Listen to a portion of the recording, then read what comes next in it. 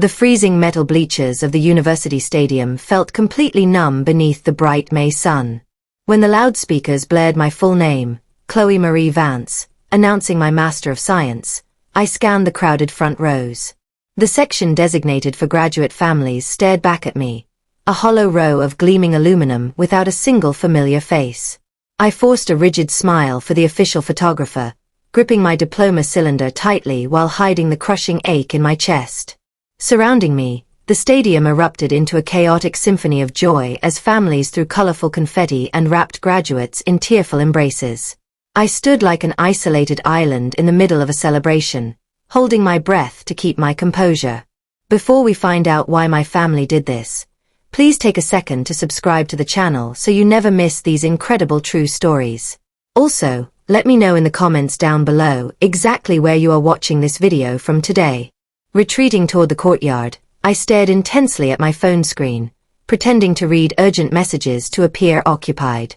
A classmate named Maya ran up to hug me, her ecstatic parents snapping photos before asking where my family was hiding. I told them they were caught in heavy traffic on the interstate, deploying a defensive fabrication I spent a lifetime perfecting.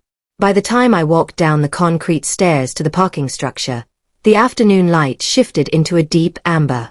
Joyful car horns echoed through the levels, and colorful balloons peeked out of rolled-down windows.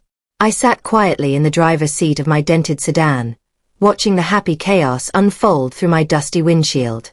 Deep down, I knew I had no right to be surprised because this was a recurring script in my life. When I earned my bachelor degree years prior, they ignored it completely, claiming Sadie had an absolute emergency with a high school track meet. My father had not even bothered to send a text message, let alone make the long drive to see me. I was always the reliable background character whose achievements were taken for granted by everyone. I spent my entire youth treating parental affection like a competitive merit scholarship, believing that if I worked harder, I could earn it. By 16, I was waking up at 4 in the morning to pull espresso shots at a coffee shop before school. My mother would text me before noon, asking for $50 because Sadie needed new dance outfits or gas money. When she told me I was the responsible anchor, I believed her. Grad school was supposed to be the ultimate turning point where I finally forced them to recognize my worth as an individual. I foolishly believed that an advanced degree would elevate me from a walking bank account into a daughter they genuinely respected. Instead, 3 days after graduation, the inevitable notification lit up my phone screen with a blunt text from my mother. She required $2,500 immediately to secure the venue for Sadie's upcoming winter gala. There was no congratulations on finishing my degree, just a flat financial demand with a looming weekend deadline. I unlocked my phone, opened my savings account to see a balance of barely $3,500, and felt my jaw set. I opened my digital payment app, transferred exactly $1 to my mother account, and typed congratulations in the memo box. Next, I grabbed the spare apartment key my mother kept and tossed it away. I spent the next hour on the phone until a local locksmith arrived to install a heavy-duty deadbolt on my door. The new lock clicked into place, acting as the first real barrier I had ever successfully established against my family. I stood in my hallway after he left, inhaling the sharp scent of oil and appreciating the newfound security of my space. The next morning, I drank my coffee in total serenity, realizing my apartment was a sanctuary. The peace lasted exactly until Tuesday afternoon when a violent pounding echoed through my front door, rattling the glass peephole. I peered through to find 2 armed county sheriff deputies standing under the fluorescent hallway lights. When I opened the door, the older deputy asked if I was Chloe Vance, stating they were conducting an urgent welfare check. He explained that my mother had reported me as completely unstable and dangerous. I had to actively restrain myself from laughing out loud at the sheer absurdity of the weaponized welfare check. I invited the deputies into my clean apartment where my laptop sat open to job listings and my diploma rested on the counter. The deputies looked around the tidy room, quickly realizing they were used as pawns in a petty domestic dispute over boundaries. The officer sighed, noting that the report would be closed as completely unfounded. When the heavy door shut, I sank against the wood, trembling with a powerful wave of pure fury.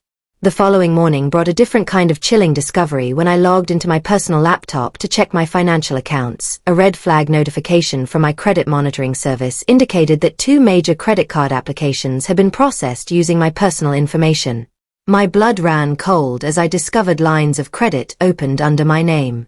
The billing address listed on both accounts was my parents' house in Littleton, and thousands of dollars were already charged.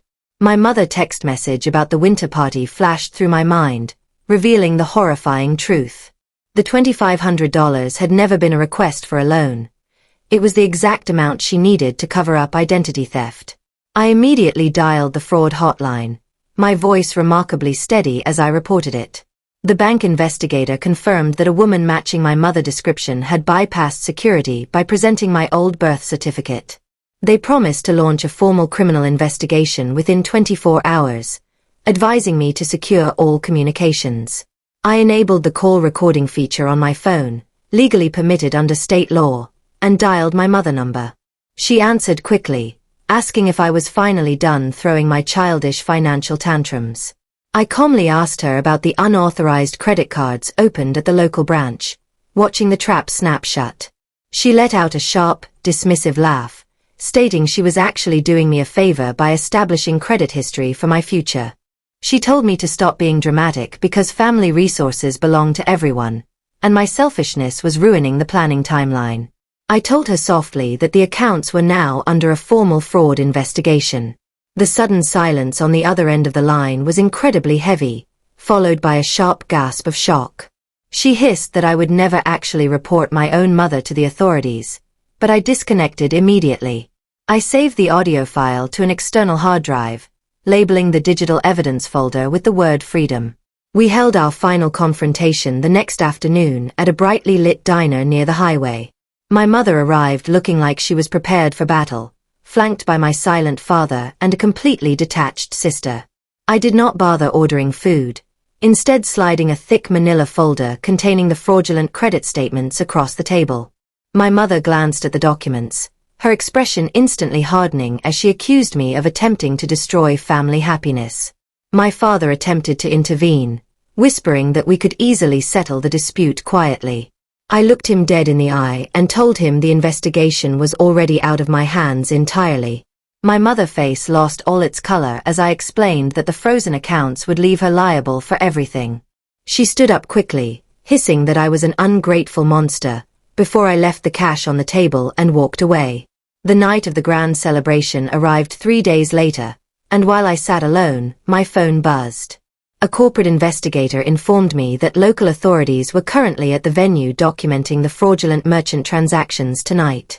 Within an hour, a barrage of frantic text messages from Sadie confirmed that the police had arrived. The party had completely collapsed in front of all their friends, leaving my mother completely ruined. Word of the intervention spread through their social circles like wildfire, shattering her perfect family illusion. I spent the weekend blocking their numbers, freezing my credit lines, and pinning the official bank resolution letter to my wall. 6 months later, the autumn leaves were falling outside my new office at a tech firm where my capabilities were appreciated. On my wall hung my degree and the old lock, proving that choosing yourself is how you survive. If you have ever been forced to burn a bridge to save your life, you are not alone.